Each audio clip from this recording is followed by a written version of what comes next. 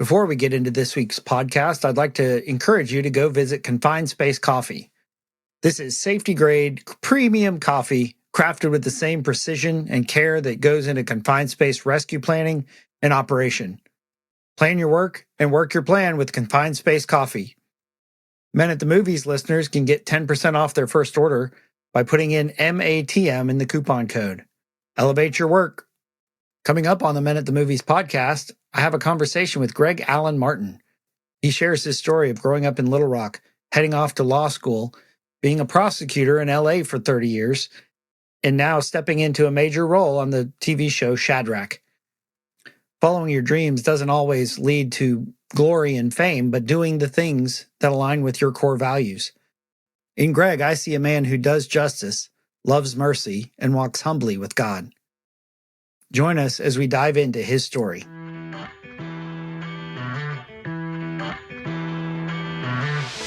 The movies and stories we love are gateways to see ourselves and God in new ways. Every great story borrows its power from a larger story, the story that's written on our hearts and woven into the fabric of our very being.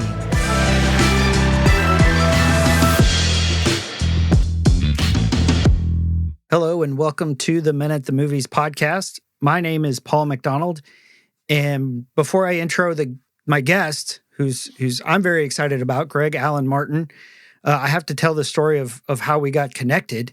His publicist Steve reached out to me by email and said, "Hey, I heard the Stand By Me episode, and I think Greg would be great to come on and talk to you about faith and his story and stuff." So we're not talking about a movie today, but we're going to talk about the stories that move him and the stories that his story, the story of his life, and so that's the stuff I get excited about, is getting into a guy's story. So, Greg, thank you for joining us and welcome to the show. How are you doing today? Oh, thank you, Paul. It's a pleasure to be here. I really appreciate you having me on, and I'm doing great. Thank you.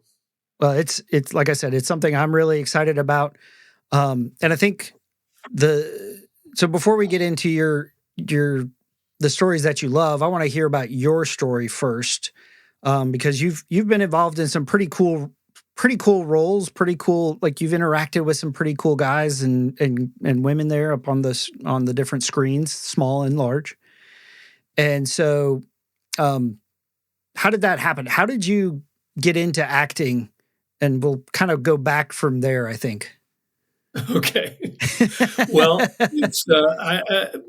I shouldn't say that my story is unique, because everybody has their own personal story and personal journey. But it certainly wasn't a common way to get into the business, because I don't know how far back you want to go, but I grew up in Little Rock, Arkansas. Fairly, normal middle class. Oh, wait, that sounds, it's not a great thing to say these days. But, I had two brothers, and we were all very much involved in sports. I mean, that was kind of what our life focused around.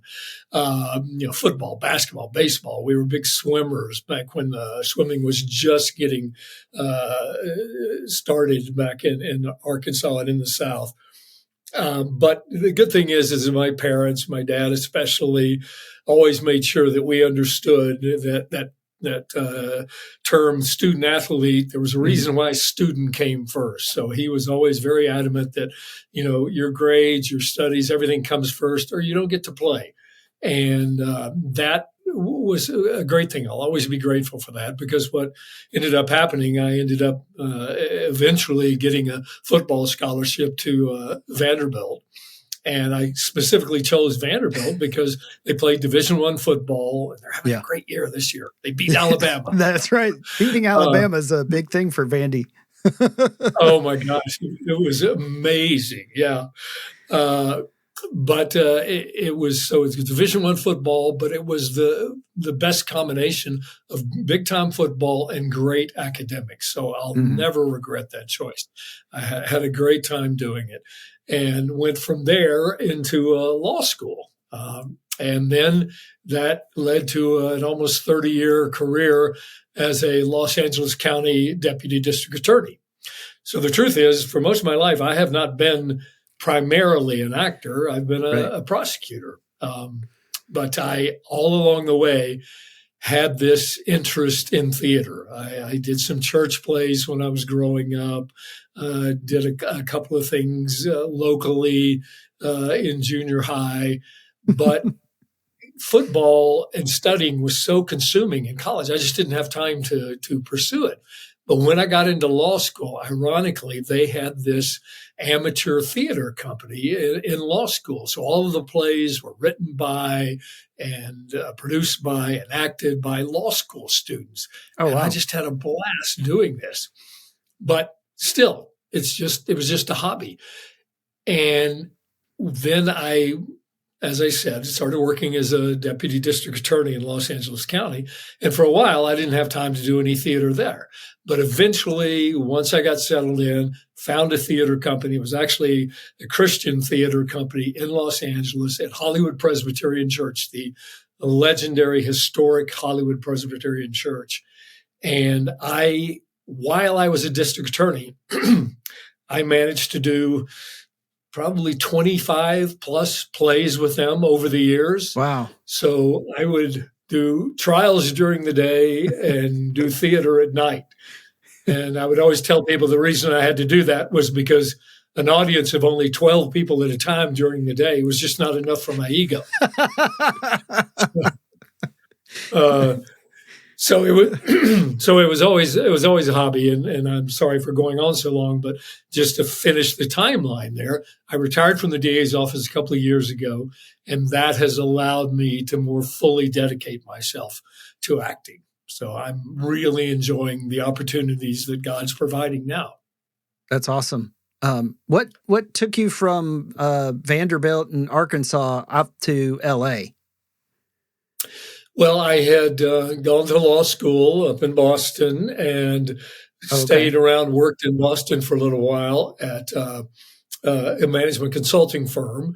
And then at some point, I just thought, I want to go out to California. I was, quite frankly, I was really tired of the cold weather in Boston. Love the city of Boston, but I was so tired of it. And I'd always wanted to live in California. I thought seriously about going to law school out there, but I decided not to. So I just moved out to California with the idea of getting into criminal law out there. And I got to admit, back in the back of my mind was, well, maybe I'll have more of an opportunity to do a little more acting as a sideline while I'm out there. And that proved to be true. So how did you sort of get your foot in the door? You know, you're out there working as an attorney and as a prosecutor at this point, right? Right. And exactly. I'm guessing, how long ago was this? This was back in the mid-'80s. Mid-'80s. Okay. So you're there doing the prosecutor thing. And how did you get into the biz? Yeah, that's a good. Well, again, certainly not the usual way, but one of the things you have to do. Again, I was doing a lot of theater, but I thought, it'd be fun to do a little bit of film and TV. And so I did what everybody does. You go and you find an agent. And of course, at that time, with no real background in it, other than a lot of theater, which I did a lot of great theater. I was very grateful for my time in the theater company there. But I found an agent, fairly low-level agent, and started getting a few auditions every once in a while. But the problem was, of course, I had a full-time job, so I couldn't go out to a lot of auditions because back then, it's changed now. Now you do everything by video and self-tape. But back then, you had to go to casting offices and go back for callbacks. So I just couldn't do that. So my ability to pursue it was very, very limited. But God blessed me with a few opportunities to work on some shows here and there. I mean, going all the way back to, a day as a policeman on Murder, She Wrote, and, a number of old shows there that I got to do. And finally, I started to get a little bit more traction, like I said, even though I wasn't pursuing it full time. But then eventually I was able to do shows that had some real visibility to them, like OZARK. I happened to get a great little part in the second episode of the first season of OZARK. It had a really nice scene with Jason Bateman. And that, of course, just whetted my appetite to want to do it more. So there was always this tension between I've got a full-time job, which I love. I love being a prosecutor. And at the same time, feeling this pull to want to do some more filming. But I just had to go, I made this decision, and I'm so glad I did. I thought when I first moved out to California, you can't help but think, geez, maybe I could make it. Maybe I could just do this. But I made what I think was a very wise decision at the time, going, for the sake of family and steady income and that sort of thing, I don't want to pursue acting full time, because the percentage of people who actually make a living at it, I think the percentage is like less than maybe even 5 or 10% that even make more than $10,000 a year as an actor. So I had a great career and was able to finally move into doing a little bit more work here and there. And then, like I said, once I retired, the chance to do more has come along. So you had mentioned that you loved being a prosecutor. So what was it, I guess even going back to what drew you to law school, and then what was it that you love about being a prosecutor? Oh, that's a great question. Well, when I mentioned earlier that I grew up with 2 brothers, an older brother and a younger brother. So my older brother's 2 years older, and I really idolized him. He's just a great guy, really good athlete, very smart. He played football at Vanderbilt 2 years before I did. And so we were on the team together, and then he went off to, he actually went 1 year to Harvard Business School and then finished up at Stanford Business School, which is a whole other story. But I had just followed in his footsteps all my life. And unlike a lot of people in those situations that you read about, I didn't really chafe under that comparison. I was always kind of Doug's little brother, but I kind of loved it because I really did idolize the guy. I still do in a lot of ways. But part of my thinking, it was twofold in terms of going to law school. Part of it, and it's really the secondary reason, I thought, I just can't keep doing everything that he does. I can't go to business school. So I got to find something different to do. But the other thing was that law, and especially the idea of criminal law, just really spoke more to my heart about, I had this idea. I didn't know anyone who was a prosecutor. I didn't know anyone involved in criminal law when I decided to go to law school. And quite frankly, when I made the decision to go to law school, I wasn't sure I wanted to be in criminal law. But the whole idea of law just appealed more to that part of my nature that just sort of responds to the idea of right and wrong and of justice, and in trying to pursue something that had, and I don't mean to demean any other pursuit or any other profession, but to me, it just seemed to speak more to values than it did to just making money, just doing a job that was all about the pursuit of money, or how you make money, or how you help other people make money. I just thought law might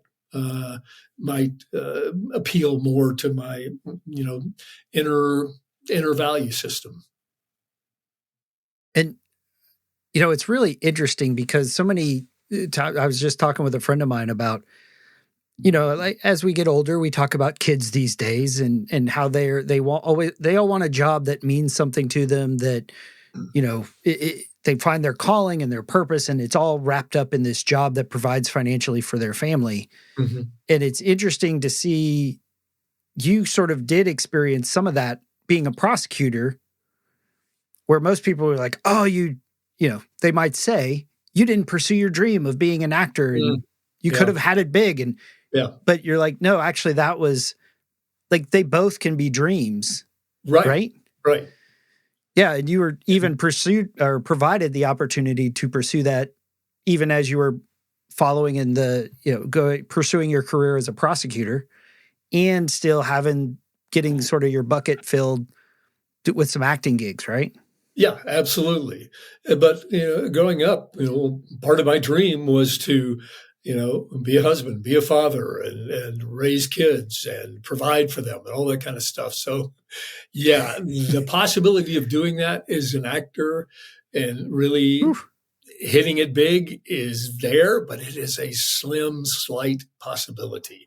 And I know so many people that have spent their life pursuing that dream, but they're doing it while they're working as bartenders and waiters and caterers and this sort of thing. And, there's a lot of sadness and disappointment that comes along with that. And it's a shame. That's the nature of the so many artistic pursuits. I saw something the other day, an article that came out with the, top 10 earning potential jobs when you graduate in the bottom 10. And the top 10 were naturally all, tech and engineering related, but the bottom 10, they were talking about college majors. They were mostly theater related or arts related or music related. And it's a shame because so many people are so talented and they have those dreams. But, at some point you just got to go, Lord, I'm going to turn this over to you. If you want to bless that side of me that's there, I'm going to leave that up to you as to how and when you do that. That's a really powerful and mature place to get to. Yeah.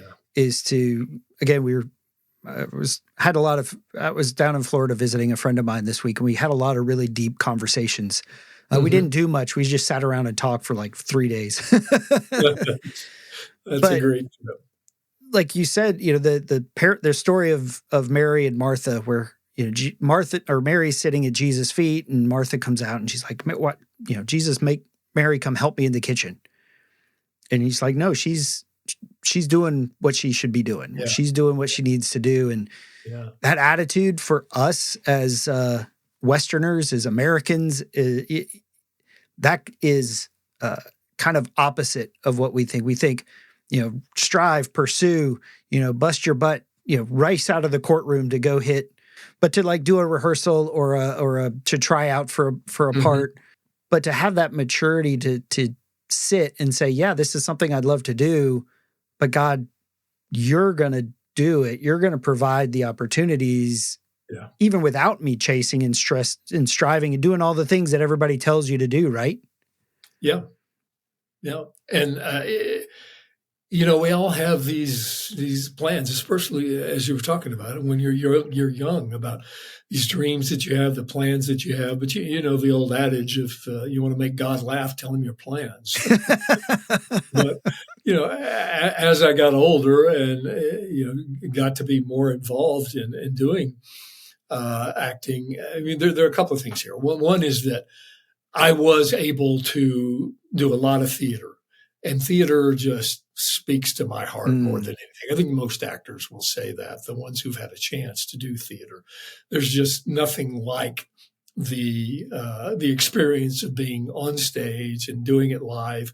And as an aside here, I can relate it to being an athlete, because there's a similarity there. When the whistle blows or the curtain goes up, you're on. You got to perform. So the adrenaline rush is there. The interaction with the audience or the spectators is there. It's the same kind of thing. So doing theater is the closest thing I can relate to doing competitive sports.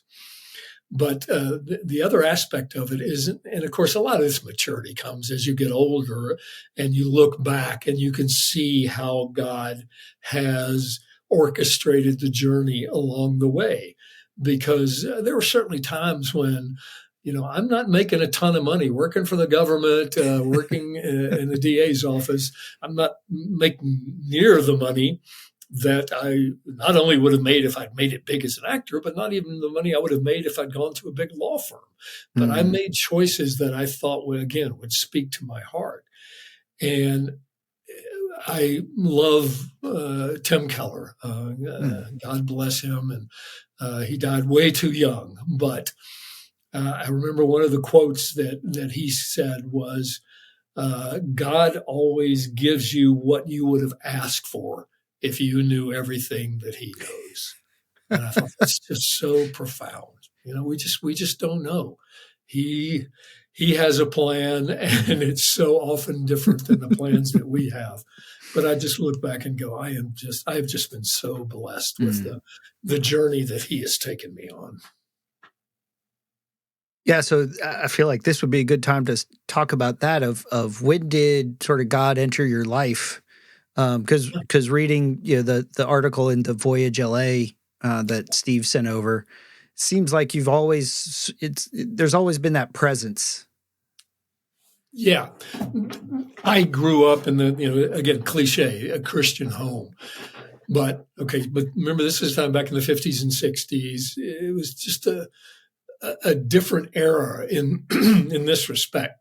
So my mom and dad, church every Sunday. So I went to church every Sunday in my life. I was involved in, Sunday school and Young Life, and eventually when I got to college, the Fellowship of Christian Athletes.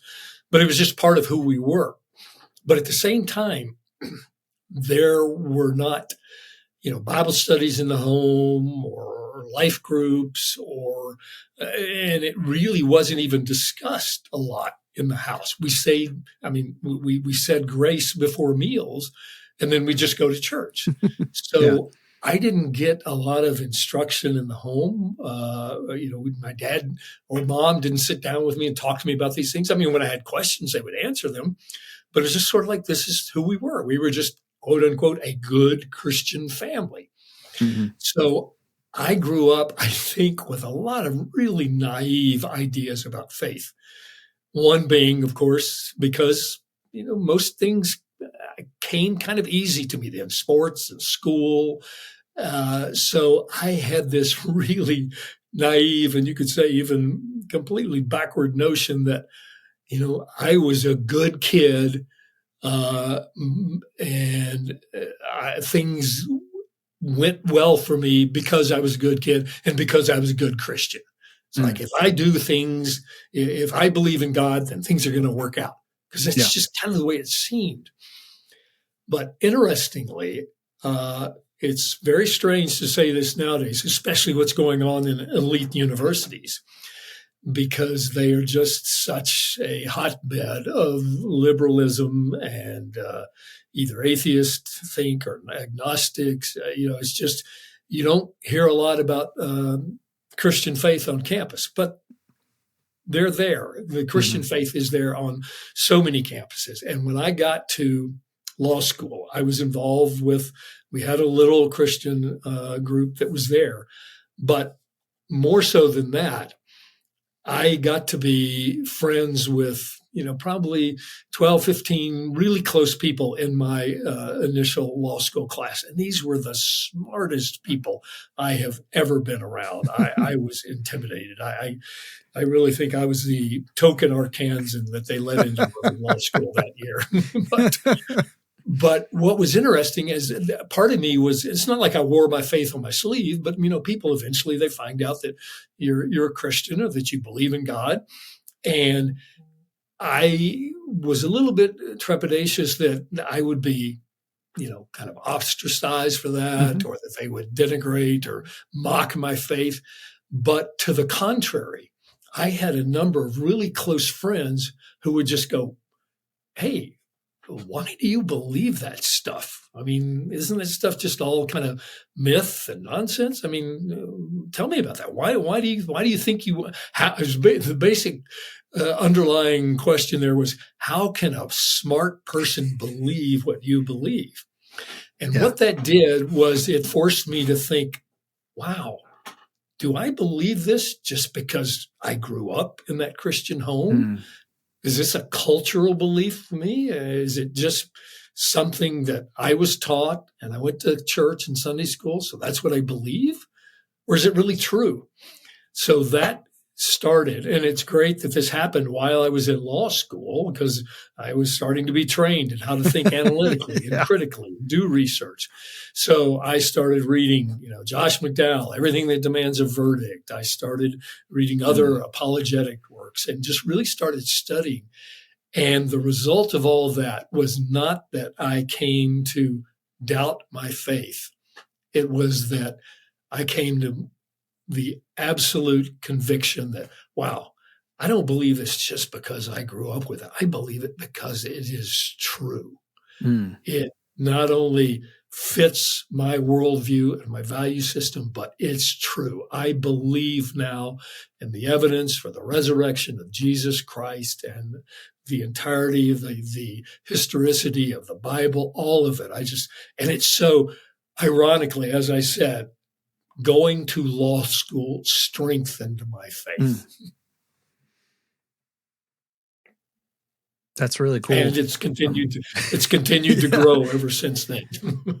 Yeah, and I think many of us, if you grew up in a Christian home, as sort of stereotype that we think of, there does come a moment where we have to say, wait, do I believe this because this is what my parents taught me? Or I went to church all my life? Or do I believe it because I actually believe it and I think it's true? And everybody, I think, wrestles through that question differently. But it's even interesting to me, like, as you going into law school, you picked the book that said, what was the title of it? Everything Has a Verdict? Evidence That Demands a Verdict. Evidence That Demands a Verdict. And again, it's that, as we talk about on this podcast a lot, the scenes and the stuff, the stories that move our hearts reveal something about how God's created us. Right. And this theme in your life of that justice and law and right and wrong and all that, and even in your pursuit to find an anchor and a foundation, still went kind of through that same channel, it looks like.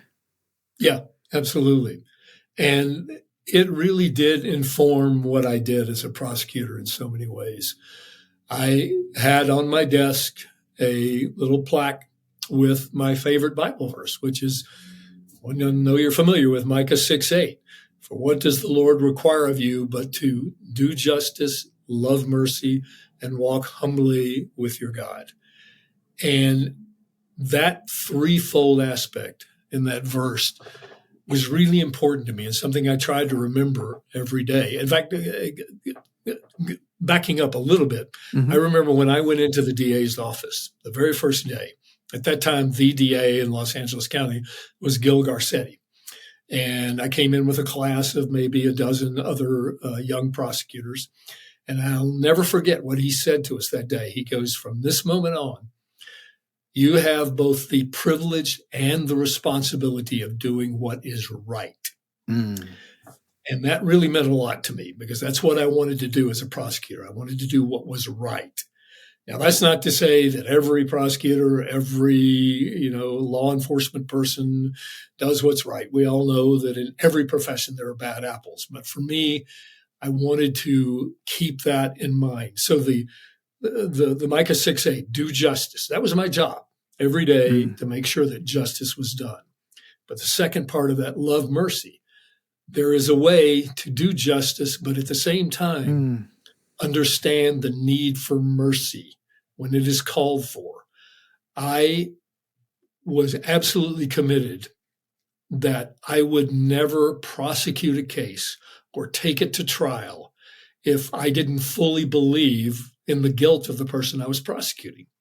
And if I found out that even once a prosecution had begun, or even once a trial had begun, if there was some evidence that I didn't know about, that usually doesn't happen because you're supposed to have all of the evidence disclosed to you. But if there was something about the case or something about the witness or something about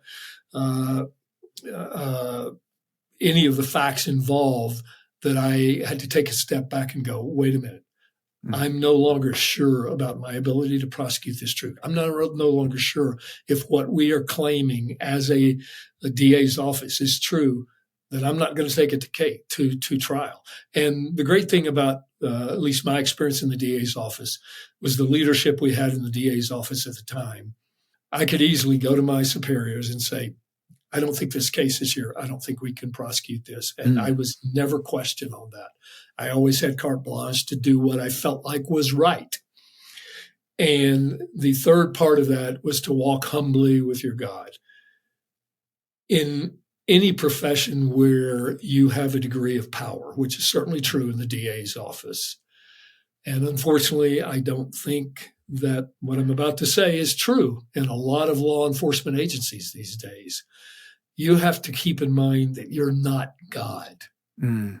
that you've been given a degree of power, prosecutorial power in my case, but you have to recognize that you have to do that with humility, that you're not God. You don't get to impose your will. I have to follow the law and do what is right and make sure what I'm doing is just.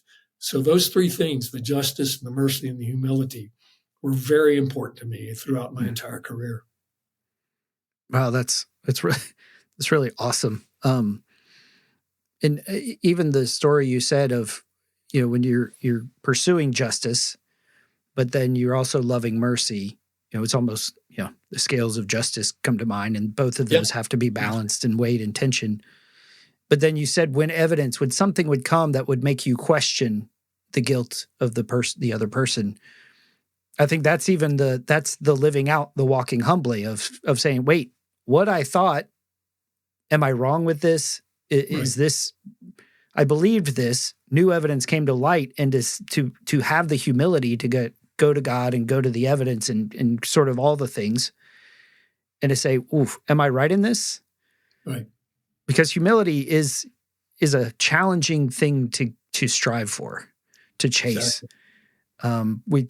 During the sort of the depths of COVID, when everybody was sort of had their opinions and had their mindsets and would come up. We were actually, I was in this group, 1-year discipleship program, and this was the month of humility. So we read a whole book on humility, stories and all this, and we're at the table and it's like, well, why do you believe this? Where are you getting your information? What is this?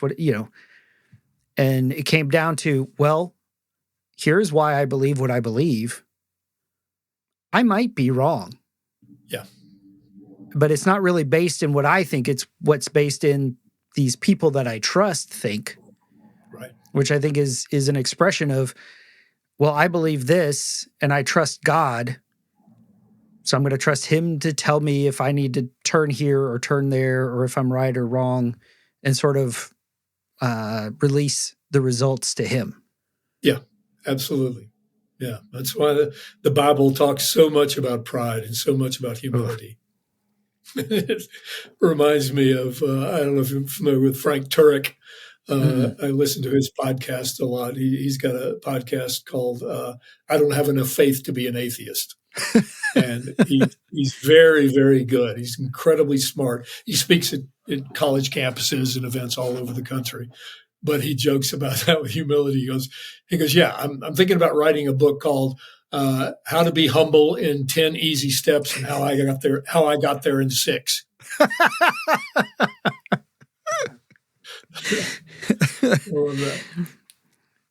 So I want to switch gears a little because we've talked a lot about your career as a prosecutor and a lawyer. But you mentioned, and even a little bit, how that career sort of resonated with your heart. It was the themes that God had given you of even justice and mercy, and all summed up there in Micah 6:8. And how you did have this dream, and how acting, being on stage, puts your heart, it brings your heart to life. And I think having both of those involved in your life, probably one helped the other as they sort of, because they weren't all one or the other. It was sort of a pendulum swinging back and forth. Right. But you had mentioned something that is a far greater calling, and the purpose of our existence is being a husband and a father. You were a brother. So I was just wondering if you'd share some of that story of how you became a husband and a father. Oh, okay. Yeah. I mean, I don't need the details of how you became a father. That's a different.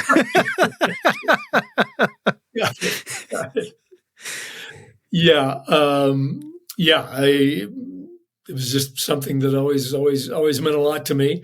And got married and had 2 boys that are now 20, 29, and 21.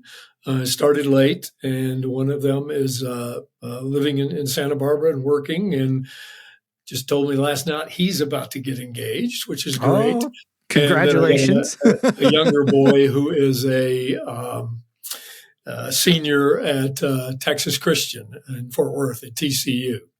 So I'm blessed. They're good boys, and they're doing fine. And it's I don't get to see them as much as I'd like to because we're all kind of spread out right now. But certainly looking forward to the day that it's one of the reasons I'm an older father, but it's one of the reasons I'm trying to take care of myself so I can live long enough to see grandchildren. Oh, yeah. I've got 2 grandchildren, and definitely that is a younger person's game.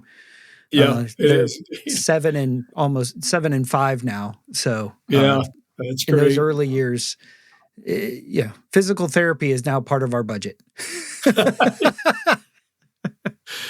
I'm going this afternoon, now that you think about it. Now that you speak of it, yeah, I know it well. I went to going back to football. I'm in Nashville right now, and a couple of weeks ago there was a reunion for the 1974 Peach Bowl team at Vanderbilt that I was part of. So we went there, and it was a weekend mostly just looking at name tags, trying to figure out who all these old people were. But so they brought us out it wasn't even on the field. It was in the end zone at halftime and introduced us. And I remember thinking, I've spent so many years watching sporting events, football games, especially where they'll bring out an old team and you just sit there as an audience member going, wow, those guys are old. How did they ever play football? Yeah. They must have worn leather helmets back then. So I texted my oldest son, or both my sons, a picture of us on the field. And, oh, God bless sarcastic kids. My older son, all he does is text back and goes, well, I'm impressed you weren't one of the ones in a wheelchair. Thanks, son. It all depends on where the bar is, right? Yeah. If that's the bar, hey, we're doing pretty good. If we want to walk around pain-free, well, that ship may have sailed. Yeah, exactly. I know we're getting sidetracked here, but I just love this line so much. A few years ago, I was back in Little Rock, and I get together with some high school friends when I go back there, and I was out bike riding with this old buddy of mine one day, and somehow, as happens like right now, these conversations come up, and he went, and he's just a good old Southern boy. He goes, yeah, you're getting old when sleeping makes you sore. That nailed it right there. Yeah, and I hate that I can relate to that. Yeah, exactly. All right, so let's go back to sort of so when did you retire from being a prosecutor? It was about 2.5 years ago. Now, okay. Without segueing too much into politics, but I love my career as a DA, like I said, but it was time to retire, and there were a lot of factors that were involved in that. At that time, George Gascon had just become the DA like a year prior to that. And he wasn't the reason I retired, but it was a good time to retire because our office had, from my standpoint, and a lot of guys I know, had become a really dispiriting place to work. I think he just undermined what we were doing as prosecutors in so many ways, and it was really not as fun. I didn't feel like we were doing what was right as much. And I don't want to go down that rabbit hole, but I am just very, very grateful that California is waking up in a lot of ways regarding crime. And one of those is that they elected a new DA. So I think there is going to be a new regime, but I think there's going to be it's going to be a lot more significant time for the DA's office there. And the electorate also reversed Prop 47, which had reduced anything under $950 in theft to a misdemeanor. And I remember when all this happened, I just thought, what are you people doing? Don't you understand? And not just in LA, but in so many places across the country. Don't you understand what this is going to do to crime? It's just going to go through the roof, not to mention the whole defund of the police. But yeah, like I said, I know we could go down that rabbit hole, and I don't want to do that. But to answer your question, I did retire at that time. It was a good time to retire. And I loved my career there. But like I said, almost 30 years there. And it's been great. It's allowed us to do, more traveling, and it's allowed me to do a lot more in terms of auditioning and acting. And here again is how you see God working. And I'm just so grateful for this. When I was a DA, obviously I had a full-time job. I mentioned earlier, you can't just run around and do auditions all the time. And even when I had a chance to audition and have the chance to do some parts, I was not able to, let's say I got a part that called me to go somewhere and shoot a movie for a month or be on a set for 6 weeks. I couldn't do that while I was a DA unless I quit my job. I mean, a lot of times I was in the middle of a trial. There were some small jobs that I turned down because I can't, I'm in trial right now. So what I did was I would do jobs that would take a day or a two. There were a couple of times when I was able to take a vacation for a week and go off to Atlanta and shoot a movie.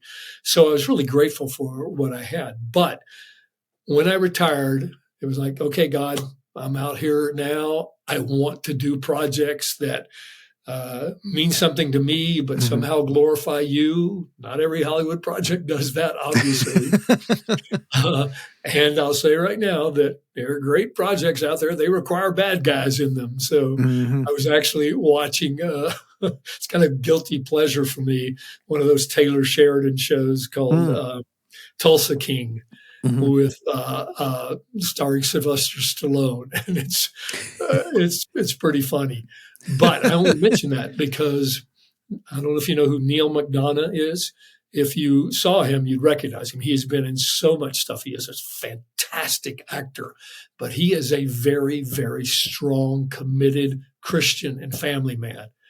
And in Tulsa King, he is playing a mean, bad dude. So there's always, but anyway, I tend to do this. I'm wandering, but I said to the Lord, I want to do projects that honor you, but mainly I just want to work as an actor now. I've got the time, I've got the ability, and whatever kind of project it's on, if I can somehow glorify you with just by being a part of it or being a light on the set, whatever.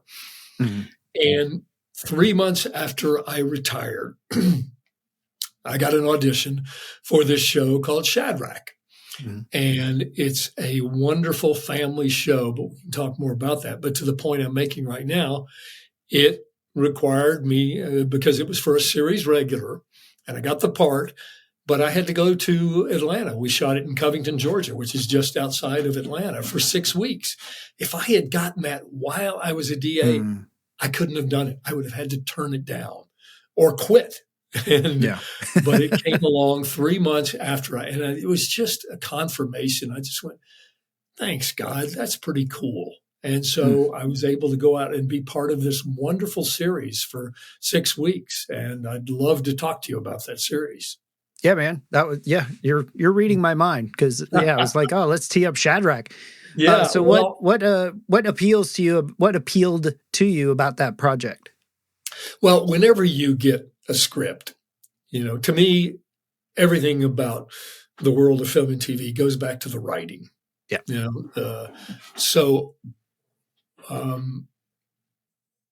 Looking at both types of projects, again, there are projects that appeal to my heart, to my value system, and there may be projects that don't necessarily, and yet, if I don't feel like it's, presenting a worldview that's antithetical to my own values, if it's a good part and there's not something, again, that I think is going to offend God by doing that, I have no problem doing that. Going back to the example of Neil McDonough in Tulsa King, and even in the Bible, there are a lot of bad guys in the Bible. Oh my gosh, my men's group, we're going through Genesis right now. We've just gotten to the stories about, it's not that the first time I've read them, but just going into them in depth about Lot and what happens in Sodom and Gomorrah, and Lot saying, the men come to, basically have sex with the angels that he's harboring in his house. And he goes, no, take my daughters. And you just go, oh my gosh. So what is that mindset? What is that? Yeah. I don't understand it. And then shortly after that, his daughter's sleeping with him. It's like, wow, there's a lot of really shocking stories in the Bible. So again, I don't have a problem with doing stories like that. But the writing has to be top notch for me to be interested in it. And you can tell that when you just get the sides. And by sides, I mean, for an audition, you just get a scene or two, and you can tell within that writing, you go, okay, this is good writing. This is something that I can see doing. And the truth is, when you get bad writing, it's hard to do in an audition. It just doesn't sound real. So when I got Shadrach, when I read it, I just went, wow, this is just such a wonderful, uplifting, affirming story about a family, a multi-generational family. Now, this is not giving anything away because you find this out in the first 5 minutes of the show. But what happens is parents who have two kids, a 12-year-old girl and a 10-year-old boy, they're living in the big city. I think it's supposed to be Atlanta. And he's got a great job, and they live in a big penthouse apartment and this sort of thing. And he loses his job. Basically, his brother-in-law has cheated him, and he loses his company. And so they are forced to move from the big city to the country and live on the grandparents' farm until they can basically, rebuild their lives. Yeah. And I play Pawpaw. As an aside, it took me a while when I got the audition to get over the fact that I was now old enough to audition for a character named Pawpaw. But I'm the farmer, the rancher. My wife and I live there. So it's a show it really harks back to the days of Little House on the Prairie or the Waltons, that sort of thing. And it's a cliche to say it's a family show. It's good for the whole family, but it really is, because it's all about what happens when you are suddenly forced to change everything. And that happens in so many ways, big and small. That change happens in life. It's inevitable. Sometimes that change is really hard. So you can imagine the dad's lost his job. The mom, they have to move back to her hometown, which she had escaped. And so it's sort of humiliating for her to have to go back there, and she's not living the high life anymore. But for the kids, especially, because you can imagine a 12-year-old girl, she's pretty, she's popular, she's enjoying all of her junior high school friends, and all of a sudden it's like, sorry, we're going to the country and live with your grandparents. Yeah. And in one of the first scenes, she gets out of the car, it's even in the trailer, she holds up her phone and goes, there's no cell service. And so she and her younger brother, they don't want to go, and they're very upset. And you can imagine this. And so the show then becomes about how do these three generations live together and not just survive it, but how do they thrive in the midst of this? And how do they learn from each other? As parents, I'm thinking of the grandparents, usually when you're young, when your kids move away and get married, a lot of times they don't live in the same city. And so you don't see them very often. You don't get to spend time with the grandkids very often. And, there's very little interaction, I don't think, other than on, unless you do live very close, between kids and grandparents, especially when they're school age like that, for these kids to really learn that, wow, my grandparents have a lot of wisdom. Now, another thing that happens in the show is that there's a horse that comes into the picture. And Anna, the young girl, she develops this bond with this horse. And so now she's learning from Paw, the grandfather, about how to take care of a horse, how to do the chores on a farm. And what happens over the course of this show is that and there's a lot of heart in it. There's a lot of humor in it. There's a little bit of drama. There's the bad, mean neighbor who gets involved. And so there's a lot that takes place, but it's seeing three generations really enjoying just being together. And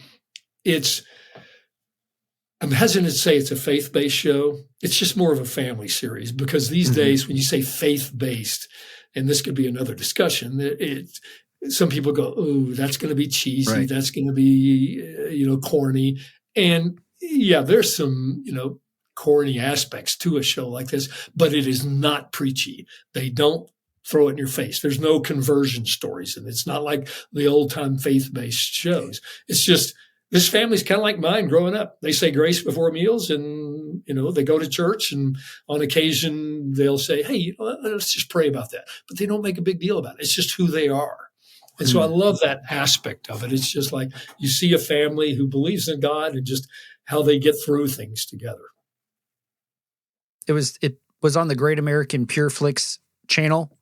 Right. It's available for streaming. It's out there. When I was looking it up, it said it was on Roku. So if you've got the Roku channel, then you should definitely check it out. Yeah. Because like you said, there is something about simplicity is not really the right word, but there's a relatability. Right. It's really easy to get caught up in the blockbusters with the Marvel movies or, Dune or Gladiator, like all these big, big stories. But there's something sort of comfortable. And I think this is one reason so many kids' films do so well at the box office or even streaming. Like, because there's something you can, like you said, you can watch with your family. Yeah. And if you've got, like, my friend has daughters from like 11 up to 18, it's hard to find something that'll fit for everyone. Right. Because the stuff you can watch with the 18-year-old, you can't really watch with the 11-year-old. Yeah. And you want something that's good to watch that actually connects with you. One of the things I think it was Michael Dix that says, the stories that resonate because they're stories of transformation and revelation. Right. Right. And it sounds like there's a lot of that happening for probably all the characters there in Shadrach, without giving too many spoilers away. Yes, exactly. And on that, for the whole family thing, that just reminded me of something that happened when the show first started streaming on Great American Pure Flix. I got an email from a high school classmate. I'd actually seen her before at a reunion a couple of years before. And she sent me an email and she goes, I just wanted to let you know that our grandkids came over and we watched all 6 episodes of Shadrach and we loved it. And awesome. I copied that email and I sent it to the director, to the executive producer, to the publicity at Great American Pure Flix, and just said, guys, you're never going to get a better review than that. Somebody who's just saying, I can sit down with my grandkids and we just all loved it. That's awesome. So do you have any upcoming projects in the hopper? It's fun. I just auditioned yesterday for one of those Christmas rom-com movies that they seem to do by the hundreds. So there's a couple of things like that, and just some things that I'm still waiting to hear on, but nothing to announce just yet. But you mentioned about Great American Pure Flix. I want to let people know that you can either go to just pureflix.com and put in Shadrach in the search bar and it'll come up. I mean, it should be featured on one of their banners somewhere. But the other thing you can do is if you've got Amazon Prime Video, you can go to Amazon Prime and in the search bar, just put Shadrach series. And Shadrach, for people who don't know, is Shadrach. But you can put in Shadrach series and what'll come up is a title page with Shadrach, and there will be a link there where you can go to Great American Pure Flix, and you can get a sign up. If you're not already a subscriber, you can sign up for a free 7-day trial subscription and check us out. Yeah, you absolutely should do that. It's a joy to be a part of projects like that because I really think there's a need these days, and you're seeing it a lot more. There's such a need for quality entertainment that does speak to the values of so many people across the nation. People are just hungry for this kind of stuff. And the good thing is, Shadrach is a fairly small production with a smaller budget, but it's beautifully done. The photography, the Music is wonderful. And Livy Birch, who plays the 12-year-old Anna, she is wonderful. She's really the heart and soul of the show, and she's going to have a major career. But I don't want to fail to mention another aspect about the show and the actors.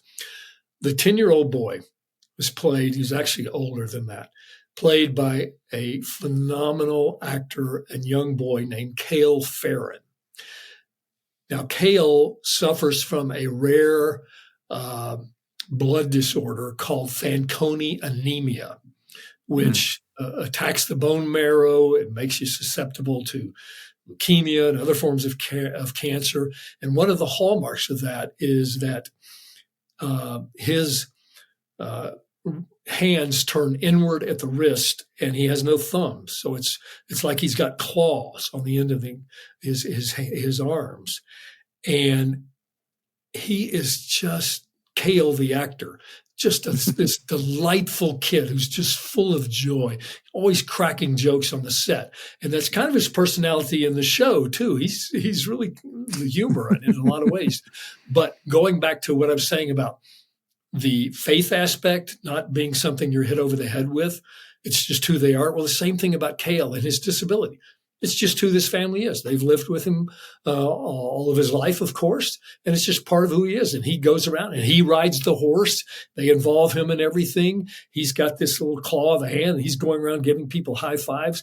And I just love the way they do that. It's a really wonderful part of the show, which I don't think you see on a lot of shows these days, especially with a kid like that who's such a major character, and just saying, hey, he's a normal kid. And he, as much as anybody, goes, maybe we should pray about that. I mean, I love the way they handled that whole thing.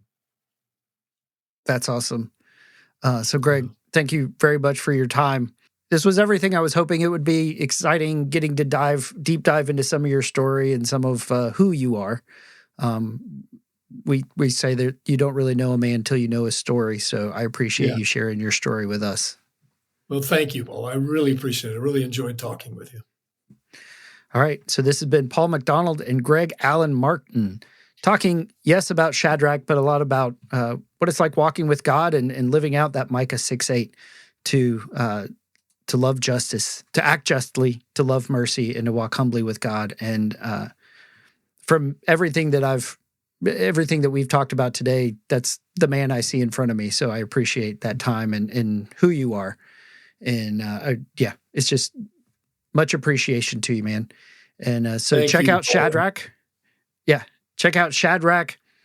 However you can get it, there'll be links in the show notes. I'll have links to your social media stuff, and all that'll be in the show notes and on the website, menatthemovies.com/podcast. And so, just been a great dive into the industry and into your story. So thanks again. And for all you listeners, hope you enjoyed it, and hope you join us next time here on the Men at the Movies podcast. Something inside has been awakened. I can no longer be who I was before. But if I am no longer who I was, who am I to be?